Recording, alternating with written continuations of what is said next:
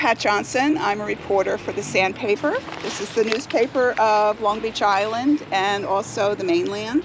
And I've been asked to talk a little bit about what it's like to be a reporter. I've been writing stories about the area for 26 years now. I grew up here in Tuckerton, so I know the area very well, and I've seen it grow tremendously. So why did I want to become a journalist? Well, actually, I started out wanting to be a novelist, but I had to make money and support myself. So I thought, well, maybe I could be a newspaper reporter. And one of the things that I like about being a newspaper reporter is you get to travel all over. Oh, I do anyway. I get to take my own pictures, which I love to do. I like to talk to all different people. I like to know how things work, so I get to ask a lot of questions. As a reporter, I love interviewing people in the Pine Barrens, interviewing people about their work and what they and their crafts, their arts.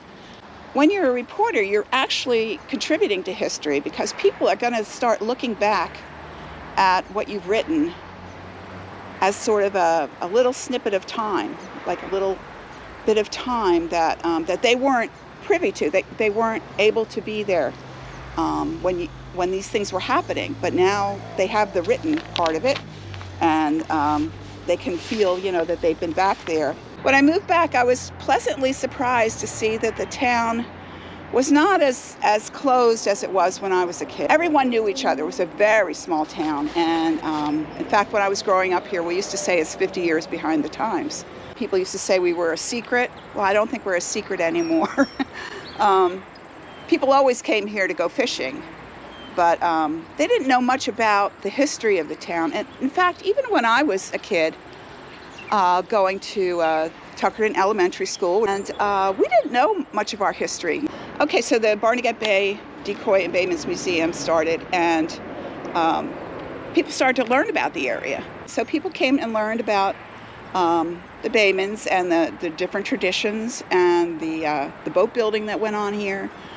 And suddenly it seemed like there was a bigger story that had to be told. So I guess a lot of people got together and they decided that an actual seaport, which is what Tuckerton was at one time, if they could recreate that experience for people, that it would be like a living history, and people would learn more, and come to appreciate what went before, and even learn how to continue to preserve the bay and the area. I was here when they opened it. I believe Congressman Jim Saxton was here. I believe Governor Christy Whitman was here. It was a wonderful day. I don't know, a lot of hopes went into that the seaport would definitely help Tuckerton also be put on the map, and I think that has come to fruition. People have rediscovered this area, I think largely because of the seaport. In my 26 years of writing, lots of different things, of course, happened over the years, but I think the biggest thing was for me, and it was also personal, was when Superstorm Sandy hit the coast. We had some warning, that this was coming. We didn't know how bad it was going to be, because you never know until it's over. Even though this was, a terrible storm and it affected me, I still had to do my job as a reporter. So I got up the next day with my camera and I went into town.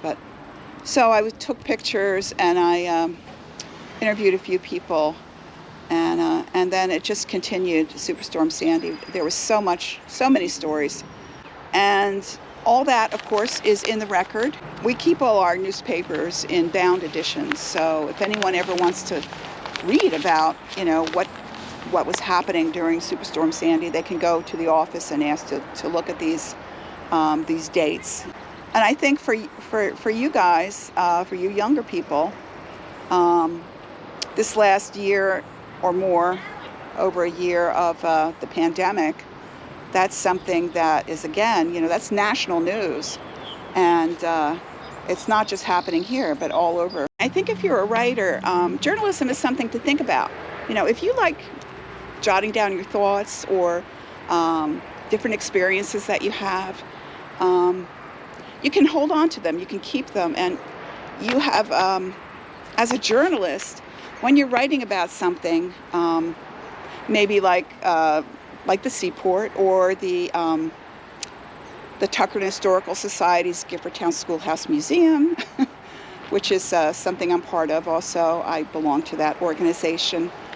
When you write about these things, people read them and they like them and they cut them out and they keep them because it reminds them a little bit of what history is going on. One of the things I learned in journalism school was when you're talking to someone, first thing is they're going to be very nervous, because I was even nervous coming here to talk to you all, and you have to put them at ease.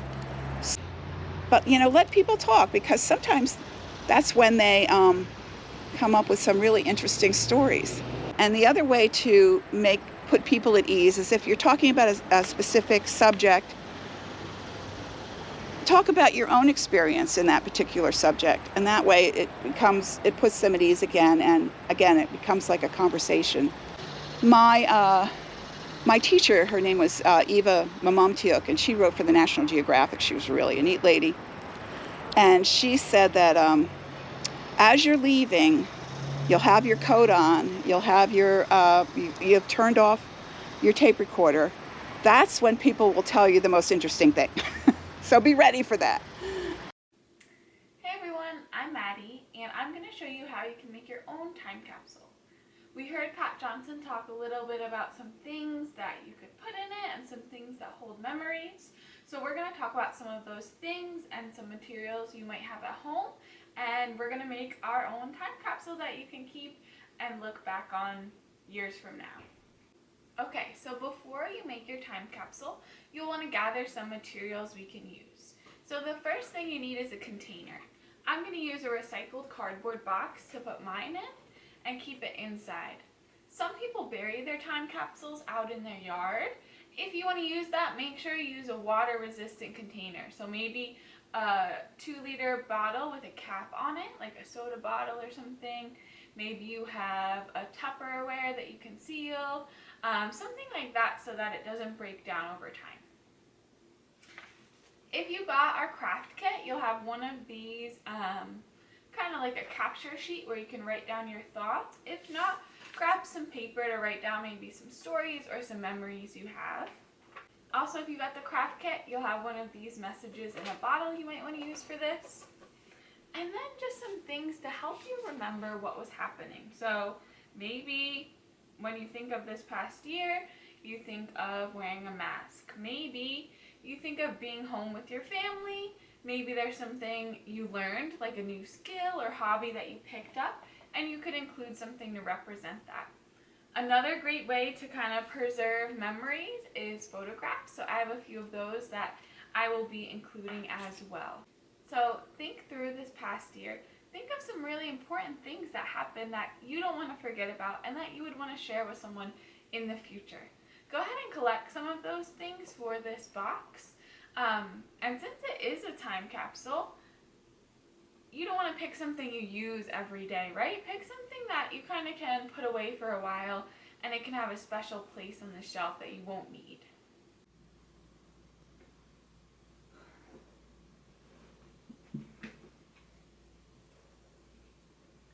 So the first thing I'm going to do for mine is fill out this little sheet, because it might even help me or you at home think of some new ideas too.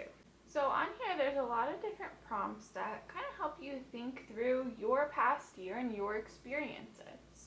So if we look up at the top, here's some just information about you this past year. So when you look back at it, you know who made it, how old you were, and what day you're making it now. So go ahead and write the date that you are filling this out. And then it also asks you to draw yourself. So this will show you how, kind of the way that you draw now and what you look like this past year. Another thing we can notice from your picture is maybe what you wore. I don't have my clothes in here too much, but you can make yours smaller. Maybe you wore a lot of comfy clothes while you were home. It could also show us how your hair was. A lot of people grew out their hair while we were in quarantine because they didn't want to go out to the salon and they didn't know how to cut it at home. So that might show us something too. So moving on to this bottom part, we have what I do for fun, something new I tried, how I went to school, and something I missed doing. So think about those things. You could write in your answers, or you can draw them in too to show kind of what you've been up to. So now it's time to put all this together. So like I said, I have this kind of recycled box that I want to use. I might just fold up my sheet so it will fit in there. And the other thing I kind of want to do is write a message to whoever might be seeing this in the future, whether it's me, if I think it's going to be a family member. I'm going to kind of write them something. So I'll do it on the sheet, but of course you can use any paper that you have. Alright, so once you have your note, you can add that in here. I'm going to add my mask too.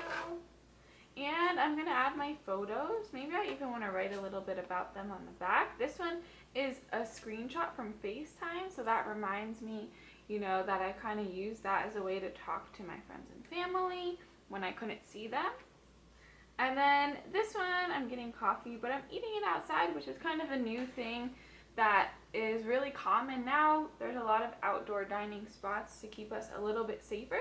So that reminds me of something new I didn't do that much of before.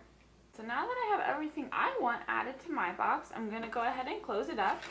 And of course, you can feel free to add to this over time too, right? 2021 is not over yet. So you might find some more things this year that you want to add.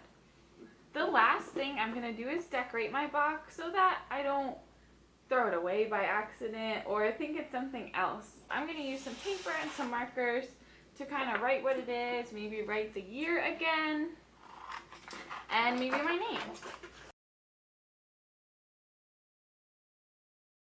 I hope that you enjoyed making this time capsule with me. If you really enjoyed the experience, this could become a tradition that you do maybe every year or every few years to capture the memories from that year and look back on in the future.